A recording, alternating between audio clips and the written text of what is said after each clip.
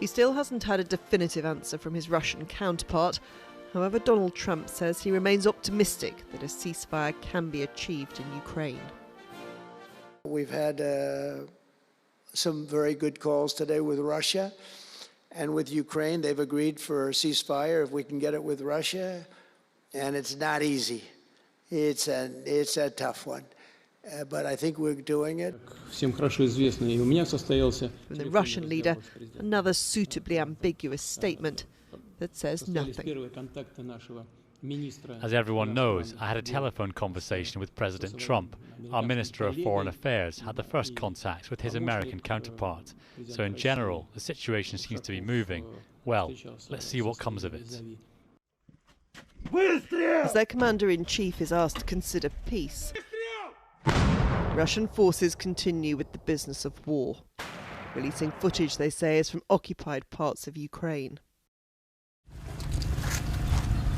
And from the parts of Russia the Ukrainians occupied until this week. Ukraine had hoped the land they held in Kursk would strengthen their position in peace negotiations. Russian troops relishing the Ukrainian retreat suggest that hope was misplaced. This commander claiming the front line collapsed in days when they pushed forward. The Ukrainians deny claims from President Trump that their soldiers are surrounded. Ihor Brasileiro was part of the Ukrainian delegation in this week's talks in Saudi Arabia when the ceasefire was proposed. What's your feeling about President Putin's response to your proposal? There is nothing difficult, actually. There is either you have this goodwill and determination for interim peace, let's call it that way also, but nothing specific so far. Does that surprise you? Well, it does not surprise in the meaning, in the direct meaning of the word, but if you want peace, you have, or at least some silence mode, you have to show it. And it doesn't take a lot of efforts now to declare this silence mode. It's not too much to start with. For now, though, there is no silent mode, just the ongoing din of war and the dreadful human consequence. Emma Murphy, News at 10, Kyiv. We can talk to Robert now in Washington for us tonight. Evening to you, Robert. Now, the US is clearly walking a tightrope getting Putin to agree to a ceasefire. What do you think Donald Trump's strategy will be if Putin simply piles on endless conditions, poses more and more questions?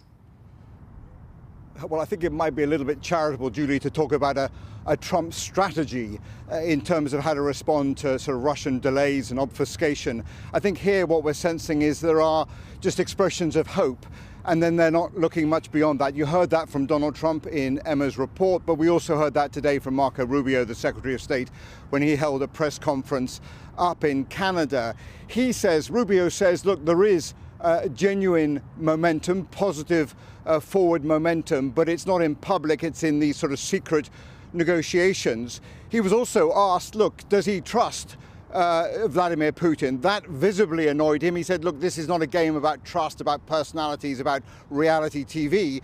This is about the pragmatic pursuit of national self-interest. I think what we can say at the end of this pivotal week is that Russia is playing for time, perhaps genuinely trying to assess that US 30-day ceasefire proposal, but also delaying for tactical reasons while its forces make real progress in the Kursk region. And there's no sign whatsoever that Vladimir Putin or the Kremlin is abandoning their core grievances that led to the invasion of Ukraine in the first place. So tonight we're left with this kind of strange sort of divide. Officially, the White House optimistic, but in private, analysts absolutely skeptical about this ceasefire proposal and worried and gravely concerned that it could only strengthen politically and diplomatically Vladimir Putin's hand.